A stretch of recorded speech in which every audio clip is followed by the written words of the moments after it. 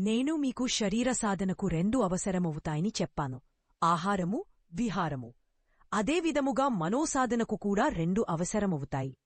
ఒకదాని పేరు వివేకము, రెండవదాని పేరు సాహసము. సాహసమును, వివేకమును ఎంత ఎక్కువగా మనము నింపుకుంటే మన జీవితము అంత ఎక్కువగా సమృద్ధితో, రిద్దెసిద్దురుతో నిండుతూ ఉంటుంది. ఇతిహాసములో ఇందుకు సంబంధించిన ఉదాహరణలు లభిస్తాయి.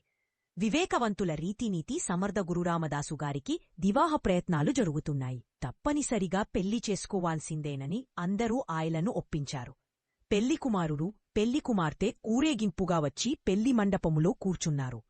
ఆ సమయంలో ఒక పురోహితుడు, ఇక్కడ పెళ్లి చేసే ముందు ఒక కేక పెడతారు అని అంతే, అమ్మాయి అబ్బాయి సావధాన్ అని గట్టిగా అరిచాడు. ఇక కొద్దిసేపే కదా ఉంది, మరి సావధానని ఎందుకన్నారి పెళ్లికుమారుడు అడిగాడు. అప్పుడు ఆయన ఇలా అన్నాడు, గొప్ప జీవితము ఇక్కడితో అంతమవుతుంది. పెళ్లి 10 మంది పిల్లలు, రోగాలు, గ్రహాలతోనే చావాలి. పిచ్చివాడా, ఇలా 2 రకాలుగానూ చంపబడతావు కనుకనే భగవంతుడు నిన్ను సావధాన్ సావధాన్, 2 దిక్కులా ఏం చూస్తావు, ఇక పక్కకే పోనే అంటుంటారు. సమర్థ గురు రామదాసు పారిపోయాడు. ఆయన వెనుకనే అందరూ గురుగులు తీశారు. అందరూ ఆయనను పిచ్చివాడని, పనికిరాడని ఎన్నో రకాలుగా తిట్టుకున్నారు. కాని వివేకవంతుల ఆలోచన శైలియే వేరుగా ఉంటుంది. వారు తమ మార్గాన్ని వేరుగా ఎంచుకొని అటువైపే ప్రయాణిస్తారు. పాత్రత యొక్క అనివార్యత వివేకవంతులైన వారు తమ మార్గాన్ని తామే ఎంచుకొని చరిత్రలో చిరస్థాయిగా మిగిలిపోయారు. ఈ పరంపర ఇలానే కొనసాగుతుంది. నేను మీకు మనస్సు యొక్క, మస్తిష్కము యొక్క, సూక్ష్మ శరీరము యొక్క ఉపాసనతో పాటు సాధన కూడా చేసే విధానాన్ని నేర్పించాను. సాధనము వివేకశీలత కూడా ఒక అంశమని చెప్పాను. అంగము పాత్రత యొక్క వికాసము, వ్యక్తిత్వము యొక్క వికాసము. ఇవి లేకుండా ఉపాసన, సాధనలన్నీ నిష్ఫలమే అవుతాయి. ఒక వ్యక్తి ఉద్విగ్నతతో ప్రపంచంలో అన్నిటికంటే లాభదాయకమైన పని భగవంతుని ప్రేమ పొందడము. ఆయనే ఈ ప్రపంచానికి యజమాని. అన్ని సంపదలు, సౌకర్యాలు ఆయన కమసన్నలలోనే నడుస్తుంటాయి. మానవునికి కావలసినవన్నీ ఆయన కృపమీద, చూపుమీద, చూపులోని ఒక కిరణము మీద ఆధారపడి ఉంటాయి. ఆయన మనమీద అలిగితే మనకు రోగాలు వస్తాయి, చదువులు, ఆస్తులు, ఉద్యోగాలు పోతాయి. ఆయన నియమాలకు విరుద్ధంగా మనము నడిస్తే అన్నీ నాశనపైపోతాయి అని ఎవరో చెప్పడగా వింటున్నాడు. భగవంతుని ప్రేమ ఎలా లభిస్తుంది? ఇవన్నీ విన్నా ఆ వ్యక్తి భగవంతుని ప్రేమను ఎలా పొందాలా అని ఆలోచించి సుక్రాతుడనే ఒక గొప్ప భగవద్భక్తుని వద్దకు వెళ్లాడు. వెళ్లి, స్వామి, మీరే ఈనాను అందరికంటే గొప్ప సాధువు, భగవంతుని ప్రేమను పొందగలిగే ఉపాయమేదైనా ఉంటే చెప్పండి అన్నాడు. సుక్రాతుడు మౌనంగా ఉన్నాడు. కొన్ని రోజుల తరువాత మళ్లీ వచ్చి, స్వామీ, మీరు భగవంతుని చూశారు, ఆయన ప్రేమను పొందారా అన్నాడు. నీవు రేపు వచ్చి నాకు ఒక సేవ చేసి పెడితే నేను నీకు మార్గదర్శనం చేస్తాను అని చెప్పాడు సుక్రాతుడు. 2వ రోజు ఆ వ్యక్తి రాగానే సుక్రాతుడు ఒక పచ్చికుండను అతని చేతికిచ్చి, దాని నిండా నీరు నింపి తీసుకుని రమ్మని, ఆ నీటితోనే స్నానం చెయ్యాలి, అదే నీరు నేను త్రాగాలి అన్నాడు. కుండ గట్టిగా ఉండాలి. ఆ పచ్చికుండను తీసుకుని ఆ వ్యక్తి బావి వద్దకు వెళ్లి తారుగట్టి నీటిలోకి వేశాడు. నీరు పైకి లాగుతుండగానే ఆ కుండంతా విచ్చిపోయి చివరికి కొంత నీరు మాత్రమే మిగిలింది. ఆ నీటితో సుక్రాతుని వద్దకు వెళ్లి, స్వామి, నీరిచ్చిన కుండ మధ్యలోనే విచ్చిపోయింది అన్నాడు. నాయనా, సరిగ్గా ఇదే ఫిలాసఫీ భగవానుని అనుగ్రహానికి కూడా వర్తిస్తుంది. పచ్చికుండ నీటి ధారణ చేయలేదు. ధారణ చెయ్యాలంటే కుండ గట్టిగా ఉండాలి అని సుక్రాతుడు చెప్పాడు. భ్రాంతులు భగవానుని ప్రేమ పొందాలనే కోరుకునేవాడు వ్యక్తి సచ్చరిత్రుడు, త్యాగి, నిష్ఠవంతుడు, మంచి వ్యక్తిత్వ సంపన్నుడై ఉండాలి. భగవంతుని పూజించడానికి ఇదే మంచి పద్ధతి. గడచిన రోజుల్లో తప్పుడు నియమాలు కొన్ని ఏర్పరచబడ్డాయి.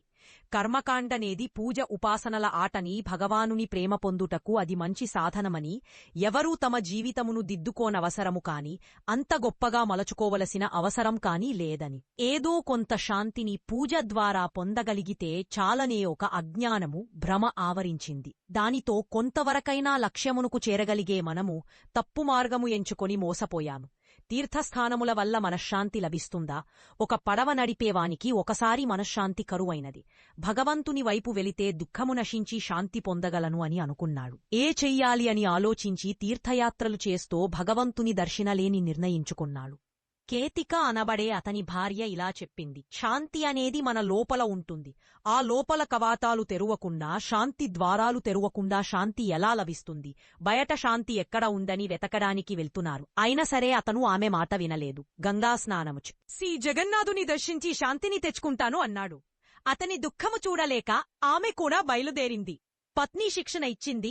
ఆమె తనతో పాటు 4 వంకాయలను రుమాలులో మూటకట్టి ఎక్కడెక్కడ తన భర్త తీర్థయాత్రా స్నానము చేశాడో అక్కడక్కడ ఆమె కూడా స్నానము చేయించి భగవద్దర్శనానికి తీసుకువెళ్ళింది. ఇంటికి చేరుకోగానే వాటికో కూరచేసి అతనికి వడ్డించింది.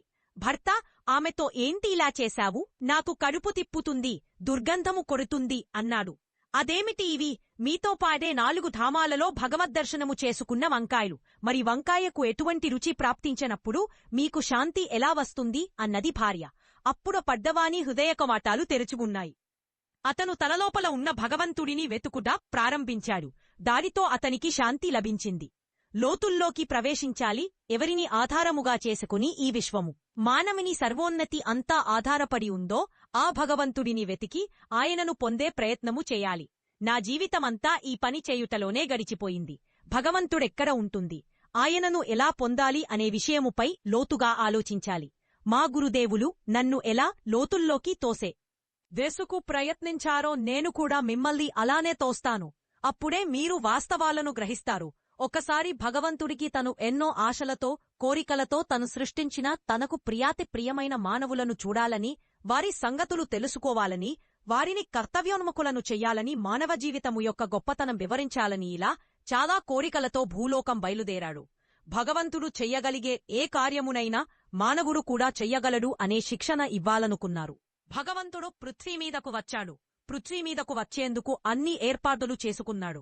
లక్ష్మీదేవి ఇలా అంది, ఎందుకు అనవసరంగా కష్టపడతారు? మానవులకు మీ అవసరమే లేదు. మానవులు ఇప్పుడు తెలివి మీరిపోయారు. చాలా చెడుగా ఆలోచిస్తున్నారు. మిమ్మల్ని పట్టించుకోరు అంది. లేదు లేదు, మానవులు మన పిల్లలు. నేను వెళ్లి వాళ్లకి మంచి మార్గము, కర్తవ్యము ఉపదేశించాలి. మానవులకు శిక్షణ ఇవ్వడం మొదలెత్తాడు. అందు జ్ఞాన సంబంధ ప్రవచనాలు, ఆత్మకల్యాణ, పరోపకార, సేవా ప్రయోజనాలు ఉన్నాయి. అవి వినేందుకు ఎవరూ ఇష్టపడుతలేదు. కోరికల జాబితా మానవులు ఇవన్నీ మాకవసరం లేదు అన్నారు. మరి ఏంటి అవసరం అన్నాడు భగవంతుడు. ఒకడేమో నాకు జ్వరం తగ్గించండి స్వామి అని, మరొకడు నాపై ఆక్రమణలు జరుగుతున్నాయి, అవి తగ్గించమని, ఇంకోడు నాకు వయసైపోతోంది, పెళ్లి కావడం లేదు, మంచి అమ్మాయి కావాలి అని. ఇలా తొందరూ మాకు ఇది చేయండి, అది చేయండి అని అడుగుతూనే ఉన్నారు. భగవంతునికి చాలా కోపం వచ్చింది.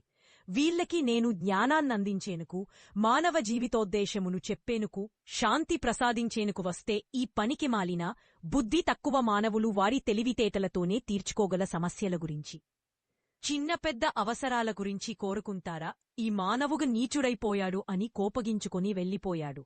భగవానుడు కొండపైకి చేరాడు. అక్కడికి చేరారు మానవులు. మానవులు రాలేని చోటికి వెళ్లాలని అనుకొని కైలాస పర్వతంపై నివసించుట మొదలుపెట్టాడు. మార్గాలు వెతుక్కుంటూ ఏదో విధంగా అక్కడికి చేరారు మానవులు. అన్ని శక్తులను, అన్ని సౌకర్యాలను నింపిపెట్టాను. మీ అంతరంగలో వెతుకుక ప్రారంభించి మంచి జీవితం గడిపితే మీకు అన్ని రకాల రిద్దులు సిద్ధులు, అన్ని సుఖ సౌకర్యాలు అనాయాసంగానే వస్తాయని భగవంతుడు చెప్పాడు. మేము ఇవన్నీ చేయలేము, మా వల్ల కాదు అన్నారు మానవులు. మరేమీ చేస్తారు అన్నాడు భగవంతుడు. నీచులం, పరమనీచులం. మనం భగవంతునికి మరల కోపం వచ్చ్నే. ఇందుకే నేను పారిపోయాన్. నేను మీకు విద్యలను, బలాన్ని, తెలివిని ఇచ్చి శారీరక అవసరాలు తీర్చుకోమంటే అవి కూడా చేసుకోలేక నా దగ్గరకు వస్తారా? ఆత్మోన్నతి మాత్రమే నేను చేస్తాను, శారీరక అవసరాలే కావాలి అన్నారు. మళ్లీ విసుగెత్తిన భగవానుడు పారిపోయాడు. భగవాన్తు సముద్రంలోకి వెళ్లాడు. మనుష్యులు ఎక్కడికైనా వచ్చేస్తున్నారు. ద్వారక దగ్గర బెత్వారక అనే ప్రదేశముంది. చుట్టూ సముద్రం, మధ్యలో చిన్న ద్వీపమది. అక్కడ కూర్చున్నాడు భగవానుడు. ఇక్కడైతే వాళ్ళెవరూ నన్ను విసిగించరు, ఎవరూ ఇక్కడిదాకా చేరుకోలేరనే నమ్మకంతో అక్కడ ఉండసాగాడు. ఒక్కసారి ఇంటికి వెళ్లి లక్ష్మీదేవిని చూసిరావాలనిపించింది. ఆమె వారించిన వినకుండా మానవున దగ్గరికి వచ్చాను. వీరేమో ఎన్నో విషయాలలో ఇరుకుపోయి లక్ష్యాన్ని మరిచిపోయారు. మాట కూడా వినే స్థితిలో లేరు. ఇప్పుడు ఇంటికి వెళ్తే పలుచనైపోతాను అనుకుని అక్కడే ఉన్నాడు. సందిగ్ధంలో భగవానుడు ఆయనక్కర ఉన్నాడని తెలుసుకున్న మానవులు పడవల వేసుకుని వచ్చేశారు. భగవానుడు వారితో ఇలా అన్నాడు: నన్ను భూమిమీద వదలరు, కొండమీద వదలరు, నీళ్ళల్లోనూ వదలరు. ఇప్పుడేం చెయ్యాలి? అలా దుఃఖం వచ్చింది. ఇంటికి వెళ్లేదుకు లేదు, వీళ్ల దగ్గర ఉండేదుకు లేదు. ఇప్పుడేం చేయాలి? పృథ్వీమీదనే ఉంటూ మమ్ము పొందాలనుకునే మంచి మానవులకు సులభంగా లభించాలి. కాని అందరికీ కనిపించని ప్రదేశం కూడా ఎంచుకోవాలి. అటువంటి ప్రదేశం ఎక్కడ ఉన్నది? ముగింపు వచ్చే సంచికలో. అఖండ జ్యోతి, ఆగస్టు 2010. అనువాదం శ్రీమతి వల్లి శ్రీనివాస్.